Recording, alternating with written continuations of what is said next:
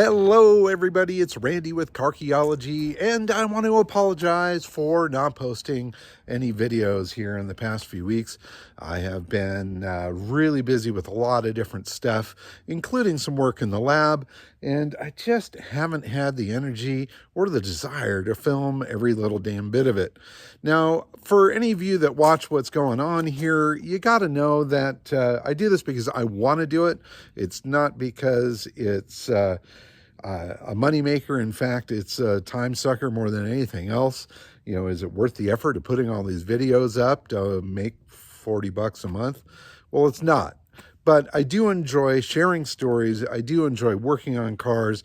And as long as the motivation is there for me to continue to do that in digital form, I'm happy to do it. But I do question sometimes, is it really worth it? And that's where I hope that you can share some videos, push them out there to other people. Maybe the channel can actually bring in a little money, so at least I can justify it. But not that it really needs justification. In any case, I do thank everybody for watching, and I want to get you all up to date on what's going on with the Honda CRX, because a lot has happened since we last filmed here. So here you go. So the Honda CRX is now out of the lab. I've been doing a little work on it here this morning. I was having a bit of an overheating problem. I had to check some hoses here, tighten some clamps and things like that. But as you would expect with something that's been sitting for a long time, it takes a little bit to work all the bugs out of it. But what is the most exciting part about the whole thing is that now we're at the point of working bugs out of it. This car now runs and drives. Thanks to Sebastian's work, replacing a whole bunch of needed parts, Ben working out a new fuel tank for the back there. We got this car buttoned up just in time to attend the Japanese Classic Car Show down in Long Beach, California. I had barely started it the night before. It did make it on and off the lawn under its own power, which was fantastic. And now I've got it back here at the lab and I'm dialing in some other stuff. Another fun thing is at that event, it was pretty well received, and I got a third place in the best Honda CRX class, which I gotta say was a pretty stiff competition scene. There was one of the most amazing Survivor CRXs that I've ever seen there, as well as some really tricked out custom ones. So to pull a third was certainly an honor and a great event to share this car at. And a lot of people remembered it. All the old guys were like, oh my God, this is the Car and Driver magazine car. The young kids couldn't quite figure it out. Why is there two engines? And it was fun to share the story and show the car with everybody there. It was also kind of interesting parked in the lineup with the other CRXs. A lot of people just walked by it. They didn't even see the engine in the back. They just saw the hood up in the front, caught a little peek of it, went, yeah, okay, it's a clean little CRX with a Mugen body kit on it. So it's interesting when you look at videos of the event when people are kind of covering it. Very few of them actually made the walk around the back to see that there's something special in this particular Honda. And special indeed. Behind that mellow little carpeted box, of course, is another 1.8 liter Honda Accord fuel injected engine. So, speaking of engines and starting and running and all of that, let's fire this baby up and I'll show you how that happens. Okay, so the dashboard of the Honda here is very stock. In fact, if you looked at that, you wouldn't think there was really anything going on special except for maybe this custom steering wheel. You see the Sony stereo that's in there. You see the shifter, and the gauges that run down the center here are obviously a little hint that there's something special going on, and especially the two tachometers. So to start this bad boy, well, just like any sort of normal Honda, you just crank that key. So that has started the front engine, and you flip the switch right here, turn the key again, and the rear engine starts up behind the seat here. So let me walk around here and you can see both of these engines running. So the front one's super quiet, of course.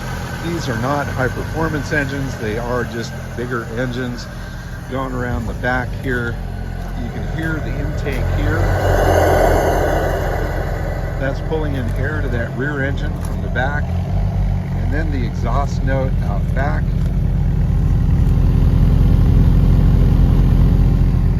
Each one of those pairs of pipes is for a separate engine. So anyway, let's shut this thing down and go for a little ride. This should be fun to try to capture on camera. I'm going to do the best I can. But it's running. It's alive. Okay, so here we are. We've got the shifter here, foot on the brake, put it into reverse, and both engines lock into reverse gear. And here we go.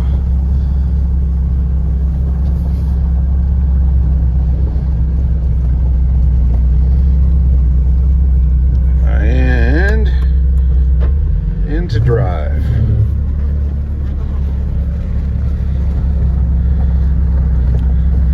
Now the two engines at idle set up a really interesting harmonic in here. You like feel the vibration both front and back, and it kind of rumbles a little bit in here. It's kind of cool. All right, let me get the gate.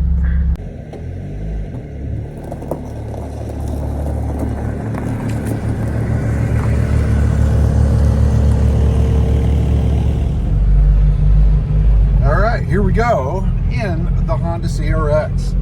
Two engines. What on earth were they thinking? There was definitely some fun going on behind the closed doors of Car and Driver magazine back in the day. Woo-hoo. Boy, she's peppy. All right. I'm gonna get over here to a stretch and I'm just gonna fucking nail it and see what it does, all right? Here we go, hang on.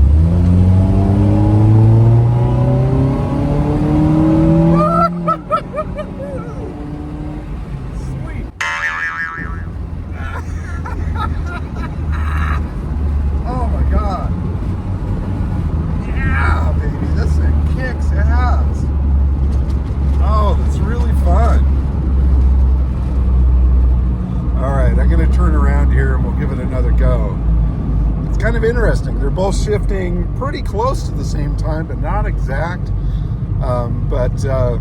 Boy, you just feel it pull. It's super, super fun. All right, here we are, turn around again. Good little straightaway. Closed course professional driver, do not try this at home. Hang on.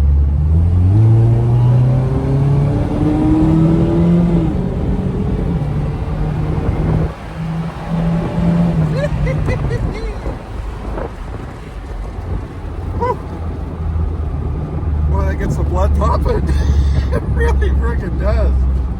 Whoa, that was like 80 miles an hour, just click like that in a little Honda CRX. Holy shit, this thing's a beast. Really, really super fun. Handles pretty decent in the corners too. Seems really well balanced. I don't know if I'd want to be accelerating through a corner. The dynamics might be a little funky there. But, whew, wow, she just gets up and she just goes. Hell yeah. All right, well, I don't know how much gas is in this thing. I do seem to have the cooling thing handled. It doesn't seem to be getting too hot. I'm going to turn the phone around here, do one more little blast down the road, maybe try to get a couple of drive-by shots if I can set the camera up somewhere on the road. All right, you ready?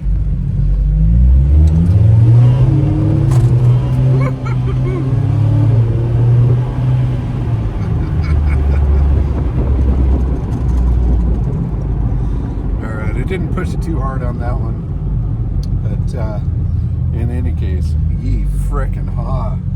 This thing is super, super, super fun. All right.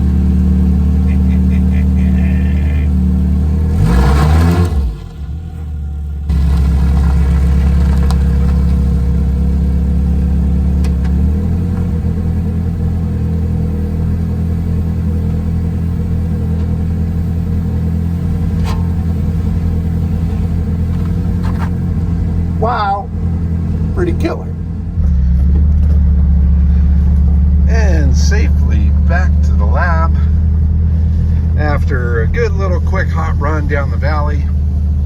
This thing really cooks, and the way that it pulls is really interesting. It really kind of picks up and goes because you've got all four wheels driving the thing. It's pretty darn interesting. Here we are in park. You can kind of hear both engines going. I've got a little intermittent idle going on the rear engine here. Perhaps a vacuum leak or something like that. They both rev up nice and are running really good. Temperatures seem to be holding firm. And when it comes time to turn off both the engines, you do it with a single key. Fan-frickin-tastic. Now, I still have a little work to do. I've got to get the fuel gauge working so I know how much gas is being sucked out of that little tank from these two engines. The tires that are on this thing are really old. I got to get some new rubber underneath there. But I'm super stoked that the car is running and driving now, and I can really start to play with it and have a good time. And a good time this thing definitely is. So I had a blast with it at the Japanese Classic Car Show. There's an open house event coming up at American Honda here in LA, and I plan on bringing the car out there for that because it's a project that started with them. If it wasn't for American Honda donating the car to Car and Driver and the engines, this thing would have never existed. There's also an event coming up in LA called Radwood, which is an all 80s and 90s cars and car culture event, and I think this car will be a big hit there as well. So please follow along for future videos and some hopefully crazy antics with the Honda CRX-2, the twin engine Car and Driver, absolute batshit crazy project car from the 1980s.